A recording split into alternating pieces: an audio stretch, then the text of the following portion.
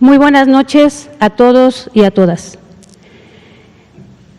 Para mí es un honor estar el día de hoy en esta importante conferencia, en una semana que es importante en nuestro país, donde se conmemora la Semana Mundial de la Lactancia Materna.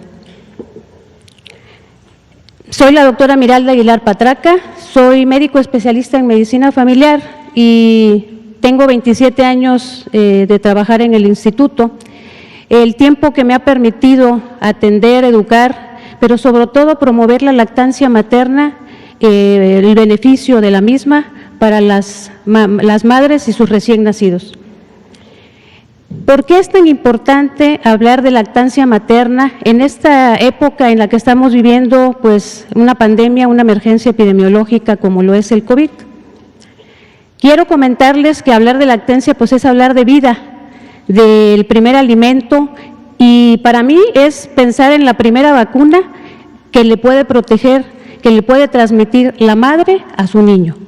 Lo puede proteger de obesidad, sobrepeso, del riesgo de padecer enfermedades crónicas como la diabetes, la hipertensión. Por eso en el Instituto Mexicano del Seguro Social estamos promoviendo y apoyando la lactancia materna. La que sigue, por favor. La anterior, por favor. Desde 1992 se celebra del 1 al 7 de agosto la Semana Mundial de la Lactancia Materna. Nuestro país tiene 28 años incorporados a estos 170 países que promueven y fortalecen la lactancia materna. ¿Qué hacemos en el IMSS? Pues promover y respaldar la lactancia materna exclusiva durante los 6 primeros meses. ¿Qué quiere decir lactancia materna exclusiva? Que es lo único que le vamos a proporcionar o que la madre le va a proporcionar al recién nacido. Y lo importante aquí es el apego inmediato, la importancia de que al momento que la mamá tenga el parto o una cesárea, el apego al seno materno sea durante la primera hora. Esto le va a beneficiar a la madre, sobre todo para prevención de hemorragias posparto, porque hace el efecto de reducir el tamaño. Y posteriormente convertirla en una alimentación complementaria. ¿Qué quiere decir? Complementaria, que después de los 6 meses vamos a empezar con la introducción de otro tipo de alimentos y esta se va a continuar hasta los 2 años. Defender los derechos de la mujer. Aquí en el Seguro Social lo que hacemos es precisamente proporcionarle espacios dignos. Es un derecho a tener un espacio digno para que la madre pueda hacer el amamantamiento de su bebé o pueda extraerse su leche cuando acude a las unidades. Y en caso de que se extraiga, proporcionársela al momento que llegue a su domicilio. Y en el instituto tenemos los lactarios o las salas de lactancia. Impulsar políticas públicas. El Instituto Mexicano del Seguro Social está comprometido con la estrategia o la iniciativa de las unidades o los hospitales amigos del niño y de la niña, que esta es una estrategia impulsada por la UNICEF y la Organización Mundial de la Familia, y hasta la fecha nosotros en el Seguro Social contamos con 60 hospitales certificados bajo esa nominación y 14 unidades de medicina familiar. También contamos con el primer banco de leche en el instituto, ese se inauguró en el 2017. Entonces, prácticamente nosotros impulsamos seriamente y con mucho compromiso que todas nuestras unidades donde se proporcione la atención de la madre, o sea, que se lleve un control prenatal, pues tengan la certificación, y en eso estamos trabajando en el instituto en todos los niveles de atención. Concientizar a la mujer, pero yo ahí digo, no nada más es concientizar a la mujer, hay que concientizar a la familia, sobre todo al padre, en los beneficios que tiene la lactancia materna. Está comprobado que lo que es el alimento más eficaz, de menor costo y que puede tener un impacto muy importante en la salud tanto de la madre como de su recién nacido, es la lactancia materna. La siguiente, por favor. ¿Cuáles son estos beneficios de la lactancia materna? El primero, pues, es la nutrición ideal para el crecimiento y desarrollo del recién nacido, y sobre todo porque tiene los nutrientes adecuados para fortalecer ese desarrollo. Tenemos que disminuye el riesgo de infecciones, sobre todo agudas, virales, como las infecciones respiratorias o gastrointestinales. También existe el menor riesgo para la muerte súbita. ¿Por qué? Porque, bueno, la madre tiene el apego al del bebé y no tenemos esa muerte de cuna. Disminuye también la probabilidad de la obesidad infantil y las alergias. Presenta un adecuado desarrollo neurológico, y no nada más neurológico, también intelectual, psicomotor y de la agudeza visual. En la madre hay muchos beneficios, ya lo comenté hace rato, al momento de la primera hora del apego, el apego al seno materno, pues disminuye la hemorragia posparto. También reduce el riesgo de que la madre presente cáncer de mama, cáncer de ovario, enfermedades cardiovasculares, pero también lo más importante es que mejora o fortalece el afecto con su bebé. La siguiente, por favor. ¿Qué hemos hecho o qué hacemos en el Instituto Mexicano del Seguro Social para promover la lactancia materna? Nosotros en las unidades de medicina familiar tenemos las estrategias educativas de promoción a la salud.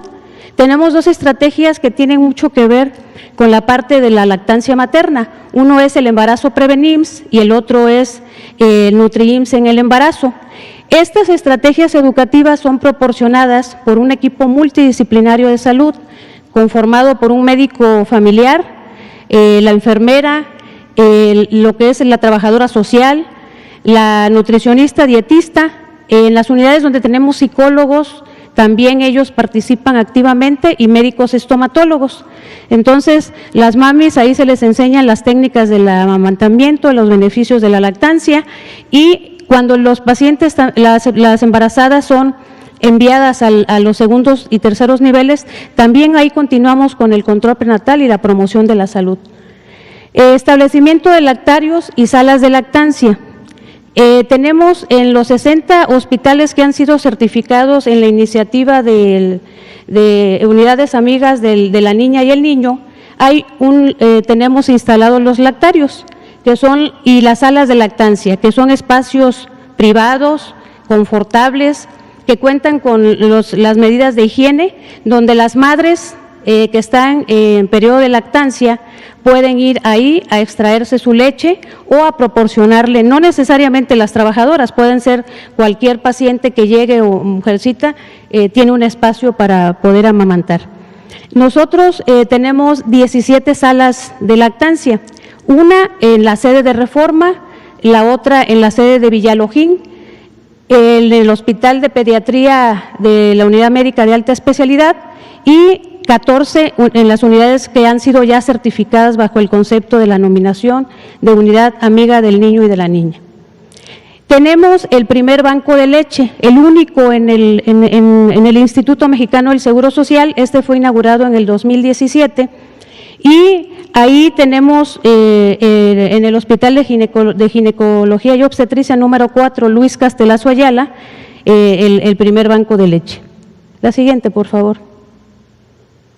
Este banco de leche tiene principios u objetivos, que es promover, recolectar, conservar, pero llevar el control adecuado de la leche materna. ¿Qué quiere decir? Que en ese banco de leche se procesan bajo control de calidad, y la leche que se le otorga a los recién nacidos pues es de calidad y bajo los estándares establecidos. Tenemos dos tipos de leche materna: la homóloga, que es la que le da la madre a su hijo, y la heteróloga, que es la que dona una mujer y lo recibe el bebito o el recién nacido cuando la condición de la madre no lo permite.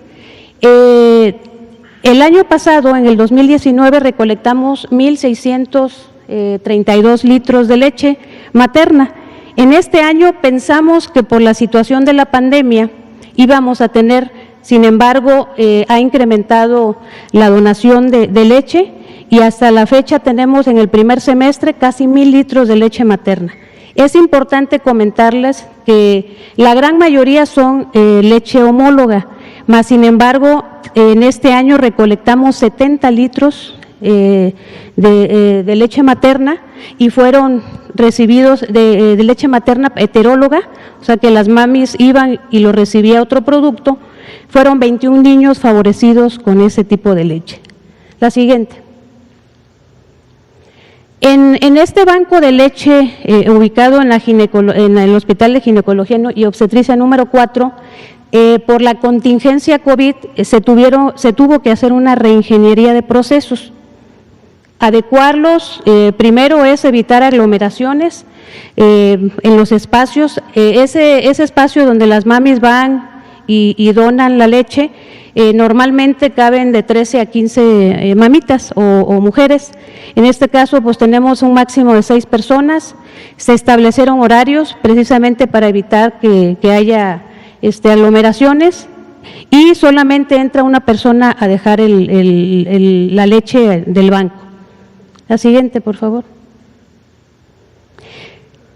Creo que, como todos he sabido, la pandemia nos hizo, pues obviamente, tener diferentes actividades a través de videoconferencias, a través de las redes sociales y los medios informáticos.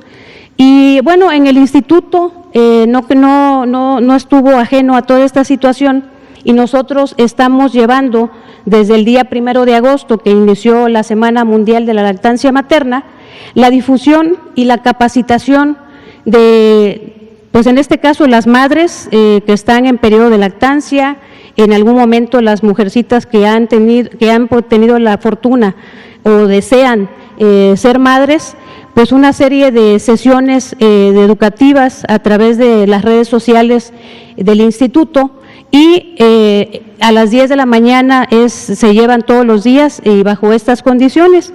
El día de mañana cerramos la Semana Mundial de 2020 de Lactancia Materna con el tema mitos de la lactancia materna y las nuevas paternidades. Sin embargo, estas sesiones están en las redes sociales para que se puedan retransmitir. No quiero terminar esta intervención solicitándole a las madres que el mejor regalo que le pueden ofrecer o que se le puede ofrecer a un hijo es como la primera vacuna y que lo va a defender de que tenga en un futuro enfermedades crónicas como la diabetes, la hipertensión. No dejen de darle la oportunidad a sus hijos de darle lo más valioso y lo que le va a proteger para enfermedades crónicas. Muchas gracias. Gracias, doctora Ayala. Le pedimos enseguida a la doctora Bonvecchio si es tan amable de presentarnos.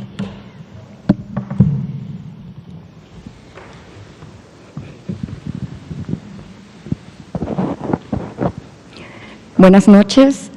Muchas gracias, doctor Hugo López-Gatell, por invitarnos esta noche a presentarles este trabajo que hemos realizado entre UNICEF, OPS, FAO y el Instituto Nacional de Salud Pública, con el aval del GISAMAC, que es el Grupo Intersectorial de Salud, Alimentación, Medio Ambiente y Competitividad.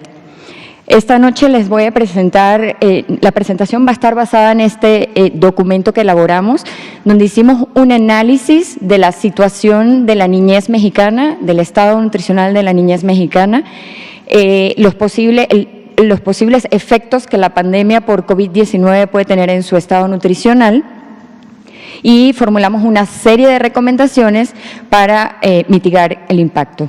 La próxima, por favor.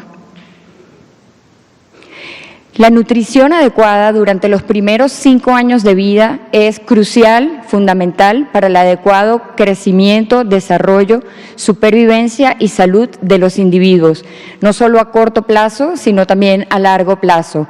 Una desnutrición en útero o en edades tempranas ocasiona que esos niños a futuro puedan tener enfermedades crónicas como sobrepeso, obesidad, diabetes, enfermedades cardiovasculares. A su vez, la nutrición adecuada es una parte esencial del sistema, un componente esencial del sistema inmunológico de los individuos y, por lo tanto, su defensa contra las enfermedades, incluyendo COVID-19. Las personas que tienen desnutrición, sobrepeso, obesidad, diabetes, como han estado comentando en múltiples ocasiones aquí en la conferencia, tienen mayor riesgo de sufrir las formas más graves de la enfermedad por COVID-19.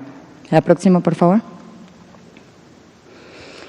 México atraviesa esta pandemia en un contexto en el que más de la mitad de sus hogares tienen inseguridad alimentaria de varios tipos, dadas las desigualdades que venimos presentando a través de décadas. Entonces, más del 55% de los hogares a nivel nacional tienen algún tipo de inseguridad alimentaria, es decir, incapacidad de satisfacer sus necesidades mínimas de alimentación en un periodo determinado. Y esta situación es aún más grave en las localidades rurales, donde casi el 70% tiene algún grado de inseguridad alimentaria, según los datos de la encuesta de salud y nutrición del 2018. La próxima. La niñez mexicana enfrenta dos problemas.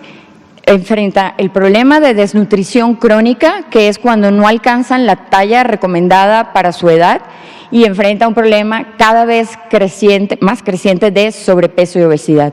Según las últimas cifras, el 14.2% de las niñas y los niños menores de 5 años presentan desnutrición crónica o baja talla, y casi un 7% presenta sobrepeso y obesidad. Si vemos estas cifras en el grupo de edad escolar, que es de 5 a 11 años, es prácticamente el 35-36%. Entonces, realmente el problema se empieza a manifestar a edades tempranas y se agudiza a medida que pasan los años. Por lo tanto, podemos decir que antes de COVID, estas son cifras del 2018, 1.4 millones de niñas y niños mexicanos ya tenían un problema de desnutrición crónica y casi 663,000 niños y niñas tenían también un problema ya de sobrepeso y obesidad. Esto es importante porque estas condiciones, como lo comentaba en el inicio, aumentan la susceptibilidad de los individuos o de los niños a padecer a lo largo de su vida de todas estas enfermedades crónicas que hemos mencionado, es decir, sobrepeso, obesidad, diabetes. La próxima, por favor. Varias estimaciones a nivel internacional, esta es una publicación reciente del American Journal of Clinical Nutrition, han documentado que la pandemia por COVID ha desencadenado, como sabemos, una crisis económica y social sin precedentes, y esto plantea graves riesgos para la salud, la nutrición y la supervivencia de los niños, sobre todo en los países de niveles de bajos y medianos ingresos. Por lo tanto, el aumento esperado en la desnutrición, debido a esta disminución drástica en los ingresos, en el cambio de la disponibilidad y asequibilidad a los alimentos, en la afectación a los servicios de salud, nutrición, etcétera, es de gran preocupación a nivel internacional. La próxima. Para México también sabemos que esta crisis afectará principalmente a los grupos más vulnerables de población, es decir, a las personas que viven en condición de pobreza, a las mujeres, a las niñas y niños, en especial a los menores de 5 años y a los menores de 2 años. Y esto amenaza con revertir los avances en materia de desarrollo social que habíamos venido alcanzando a través de los años. Según estimaciones recientes de mayo del Coneval, la población con un salario inferior al costo de la canasta básica va a aumentar para el segundo semestre del año aproximadamente 9 puntos porcentuales. Y esto a su vez pues generará un aumento de la población en condición de vulnerabilidad, inseguridad alimentaria y pobreza. La próxima. Análisis que se han realizado de otras crisis financieras globales y también de la crisis del 2018 han documentado que estas situaciones de emergencias y crisis económicas agudizan o profundizan los problemas de inseguridad alimentaria, sobre todo en los grupos de población más vulnerables. Los altos precios de los alimentos reducen la diversidad y la calidad de la dieta y para algunos incluso la cantidad de los alimentos a los que acceden o los que están disponibles en el hogar. La próxima, por favor. Estas situaciones de crisis económicas y financieras ha llevado a que particularmente los grupos más vulnerables de población necesiten modificar su dieta o su alimentación y aumentan el consumo de alimentos ricos en energía, azúcar, sal, grasa, que son alimentos de poca calidad nutricional, y básicamente porque están ampliamente disponibles y en muchas ocasiones a bajo costo. De la misma forma, también se afecta o tienden a disminuir el consumo de alimentos frescos como frutas, verduras, alimentos de origen animal que son ricos en vitaminas y minerales y que ocasionalmente puede ser que aumente también, la razón es porque tienden a aumentar en algunos casos el precio de estos alimentos. La próxima. Entonces, esto se ha documentado en crisis anteriores, en la crisis del 2018 y crisis financiera global. La crisis que se espera por la pandemia de COVID, estamos esperando que realmente la situación sea igual o incluso el problema y la magnitud sea, el impacto en el problema nutricional sea incluso de mayor magnitud.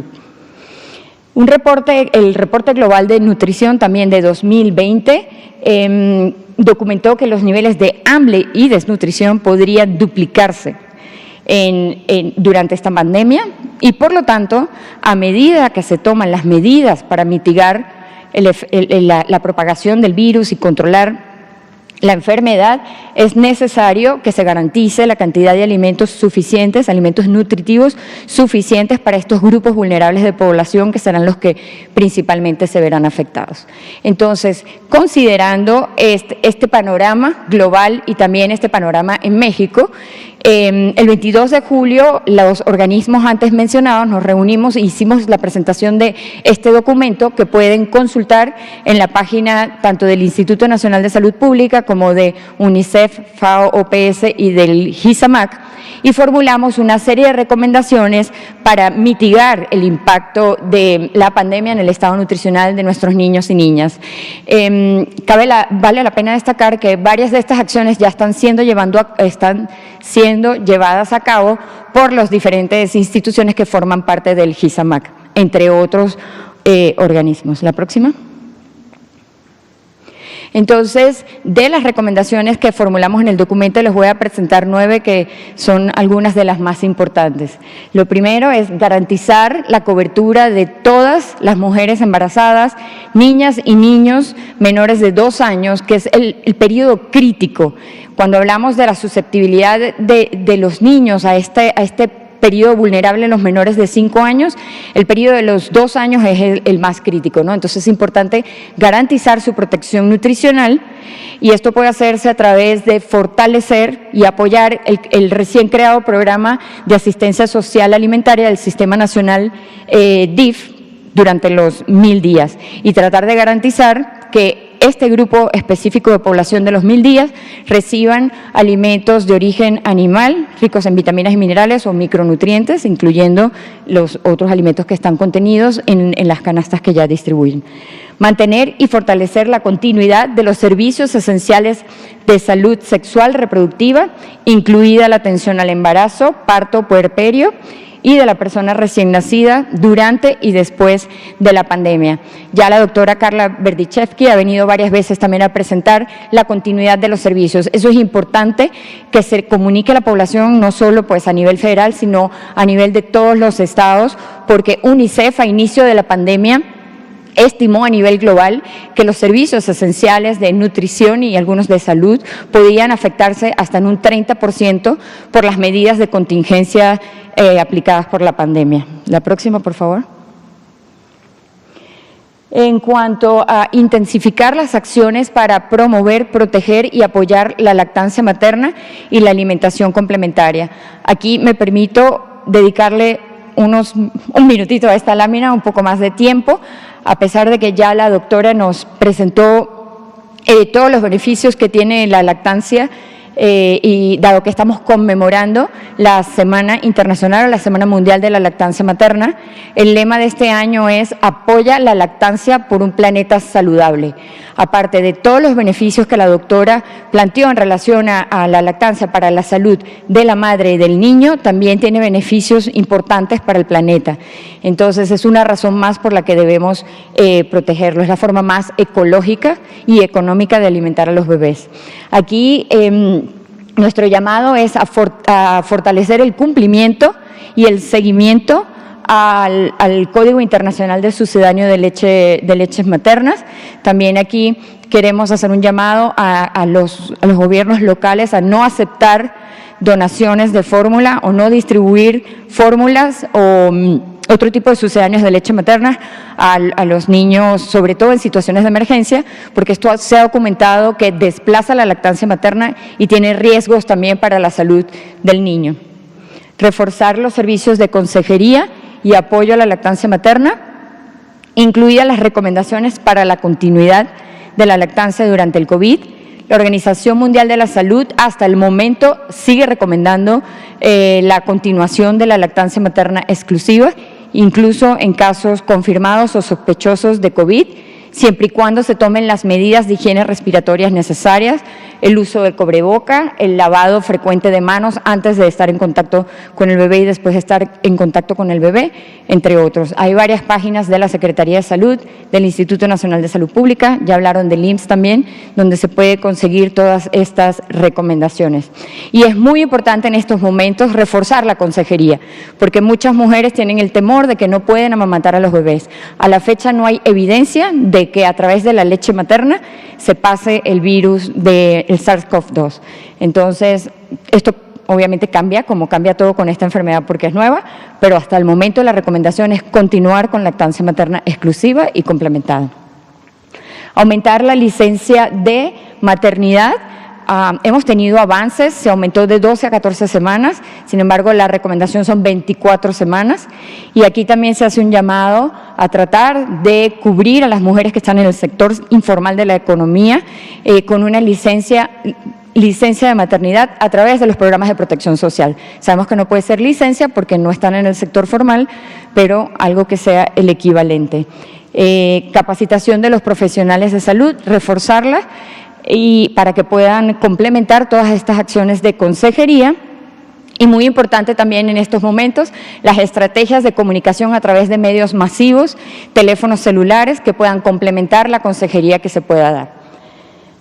Y pues garantizar el financiamiento para poder implementar todas estas estrategias relacionadas con la lactancia. La próxima, por favor. Aprovechar los padrones de beneficiarios de todos los programas que están disponibles en el país, Segalmex, Liconza, los programas del DIF, del Sistema Nacional DIF, entre otros, para atender a todos los niños y niñas vulnerables y cubrir a los beneficiarios de los programas escolares, que algunos de ellos, algunos sí están siendo cubiertos, pero otros, como no hay clases, no están recibiendo este beneficio. Entonces, hay que hacer un gran esfuerzo para cubrirlos, implementar los programas de orientación para la prevención de lo que llamamos la doble carga de la mala nutrición, es decir, lo que les presenté en un inicio, que es el sobrepeso y la obesidad y la desnutrición. Y aquí hablamos de desincentivar el uso de alimentos ultraprocesados en niños, el consumo de bebidas azucaradas, que sabemos está relacionada con sobrepeso y obesidad, y promover fuertemente la lactancia materna y una alimentación complementaria adecuada. Promover el consumo de frutas, verduras, leguminosas y agua potable, facilitar su acceso en términos de proximidad y en términos de costo, especialmente a las poblaciones vulnerables que ya hablamos, que son quienes seguramente verán más afectado su ingreso. La próxima. Mejorar y facilitar el acceso al agua para la higiene. Todos los niños y niñas tienen derecho al acceso al agua y particularmente en estos momentos de pandemia para poder llevar a cabo las medidas de higiene recomendadas. Impulsar y favorecer la compra de alimentos locales y frescos, no solo para facilitar la logística, sino también para activar y dinamizar la economía local. Y por último, promover el desarrollo de la pequeña y mediana agricultura local y la diversificación productiva, es decir, la producción sana de alimentos sanos. La próxima. Y bueno, ya para terminar, la actual pandemia de COVID representa un gran desafío que, como vimos, puede tener efectos profundos y sobre todo duraderos en la infancia mexicana. Si no actuamos a tiempo, corremos el riesgo de perder los logros en materia de hambre y desnutrición que hemos venido obteniendo a lo largo de los años, y por otra parte puede continuar también el problema de sobrepeso y obesidad. El combate a la mala nutrición infantil requiere el más alto compromiso político, no solo del gobierno federal, sino también de los gobiernos locales, organismos internacionales, organismos de la sociedad civil, profesionales de salud, la academia, los medios de comunicación, las propias familias y los individuos. Realmente tenemos muchos años arrastrando el problema de desnutrición, ahora se suma el problema de sobrepeso y obesidad, y las medidas que se implementen deben ser permanentes, no solo durante la pandemia, sino que queden de forma permanente para proteger a nuestra niñez en el presente y en el futuro. Muchas gracias. Gracias, doctora Anabel Bombecchio. Finalmente, Catalina Gómez, de UNICEF, si nos da el mensaje. ¿Cómo lo prendes? Así. Bueno, primero que todo, muchísimas gracias al doctor Hugo López Gatell por darnos estos minutos en nombre de UNICEF, OPS y FAO, quienes somos instancias de Naciones Unidas trabajando muy cercanamente con el gobierno nacional en la prevención de la mala alimentación de niños, niñas, adolescentes en México. Quisiera resaltar, ya mucho se ha dicho y para cerrar también quisiera resaltar dos puntos muy relevantes de la presentación de Anabel. La primera es que todos recordemos la importancia que tienen los primeros 1000 días de vida de los niños y las niñas. Es fundamental para su desarrollo tanto físico, mental, emocional, cognitivo, y todo lo que podamos hacer para asegurar su bienestar es la mejor inversión que México puede hacer para ellos y para toda la sociedad. Así que es importante que prioricemos los primeros 1000 días de vida de niños y niñas. Ya se ha mencionado, pero las afectaciones tales como la desnutrición crónica son afectaciones que pueden generar daños irreparables y afectaciones para toda la vida. Así que esos niños y niñas que crezcan con desnutrición crónica al final van a tener rezagos en su educación, en su desempeño y no van a poder contribuir de manera productiva en su edad adulta. Y por esto es tan importante que la nutrición infantil comience bien y se mantenga a lo largo de todo el ciclo de vida. Ya se ha mencionado mucho sobre la lactancia materna, así que no me detendré en ella, pero recordemos que es importantísimo que sea exclusiva durante los primeros 6 meses de vida y que luego se acompañe durante los 2 primeros años. Es muy importante, fundamental, que no se consuman fórmulas infantiles y sucedáneos de la leche materna, especialmente en estos contextos de emergencia cuando se distribuyen y se regalan de manera tan amplia. Entonces también es un llamado no solamente a los gobiernos locales, que ya se ha mencionado, sino a las propias madres, padres y familiares de no utilizar estas fórmulas a menos de que sea extremadamente necesario y que no haya ninguna otra opción. Adicionalmente, quisiera resaltar la importancia de los programas de asistencia alimentaria del DIF. Ya desde UNICEF estamos apoyando la expansión de uno de estos programas, sin embargo, quisiera resaltar aquel programa destinado específicamente para atender a las madres embarazadas y a los niños menores de 2 años, pues esto es un público vulnerable, especialmente aquellos que viven en condiciones de pobreza.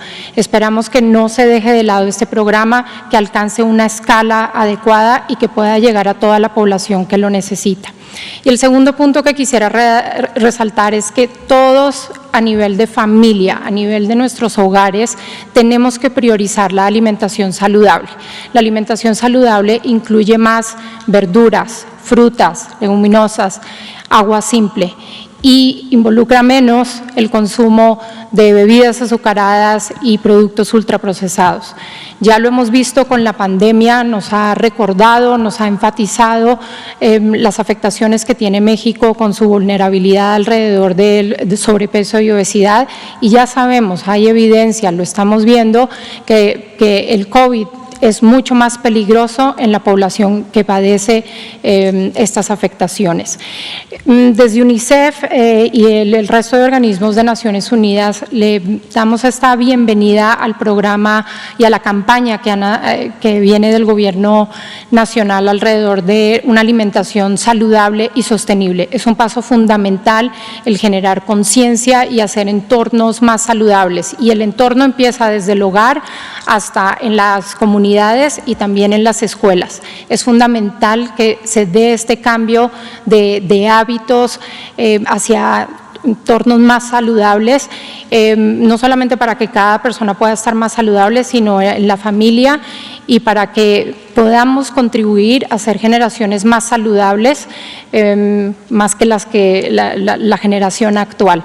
Finalmente, quisiera resaltar que el COVID nos está presionando a todos a hacer más y hacer mejor, al gobierno, a la sociedad civil, a los organismos internacionales y a la población en general. Pero cuando hablamos de niños, niñas y adolescentes, hay que hacer mucho más. No debemos ignorar que su desarrollo y bienestar no tiene espera y no lo podemos dejar para después.